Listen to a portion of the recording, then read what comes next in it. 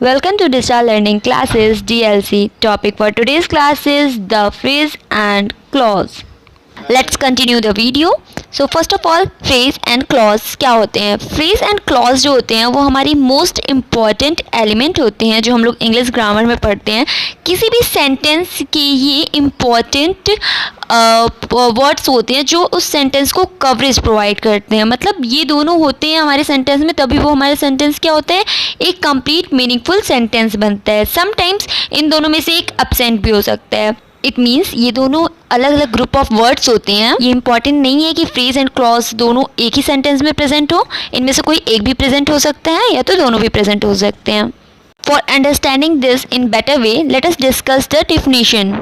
Phrase, the group of words which make sense but not complete sense is called phrase. It means जो हमारे phrase में जो groups of word होते हैं जिन्हें हम लोग phrase कहते हैं वो एक meaning तो निकालते हैं बट वो meaning हमारी complete नहीं होती है. जैसे कि हम लोग sentence इस नीचे sentence में example देखेंगे. For example, the sun rise in the east. So जो in the east है ये हमारा क्या है, phrase है. in the east तो है बट in the east क्या, किस चीज़ की बात कर रहे हैं, ये हमारा incomplete है.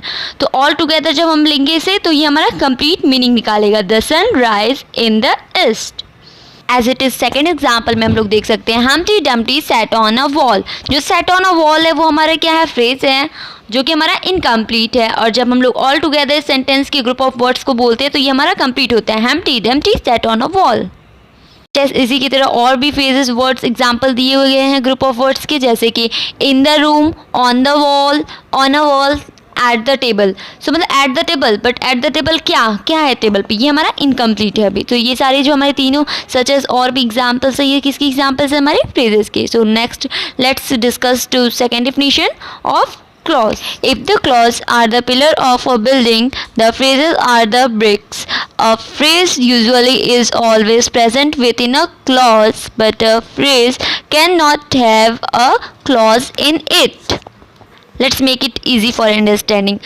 So जो हमारा clause है वो एक हमारा पिलर हम लोग मान लेंगे किसी बिल्डिंग का, और जो हमारा फ्रेज है वो हमारा क्या है, ब्रिक्स मतलब ईंटें हैं उस बिल्डिंग के. ठीक है, तो इस तरीके से हम लोग इसको समझ सकते हैं.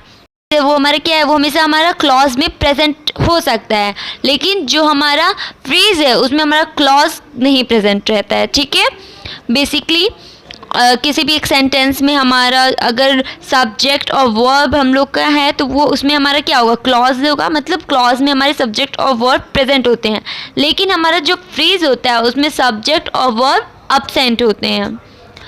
सो क्लॉज के एग्जाम्पल्स हम लोग देख लेते हैं. एग्जाम्पल के पहले हम लोग सब्जेक्ट और वर्ब एक बार और डिस्कस कर लेते हैं. सब्जेक्ट आप लोग को पता ही है क्या होता है, नाम होता है किसी भी पर्सन या प्लेस का. और जो हमारा वर्ब होता है उसमें वर्ब क्या होता है, जो भी चीज़ हम लोग कार्य कर रहे हैं उसको हम लोग वर्ब कहते हैं, या तो कोई चीज़ जो एग्जिस्ट कर रही है उसे हम लोग वर्ब कहते हैं. So let's continue the example. First example is he was eating a sandwich. In this first example, he is a subject and eating is a verb. जो ही है वो हमारा सब्जेक्ट है और जो ईटिंग है वो है हमारा वर्ब. ठीक है, अब हम लोग सेकेंड एग्जाम्पल देख लेंगे. सो हमारा सेकेंड एग्जाम्पल है I think that you have made a mistake. So in this sentence I is a subject and made is a verb. So second example में हमारा जो आई है वो सब्जेक्ट है और मेड जो है वो वर्ब है. So that's all about phrases and clause.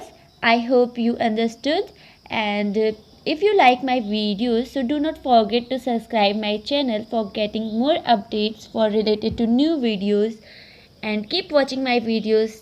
Thanks for watching.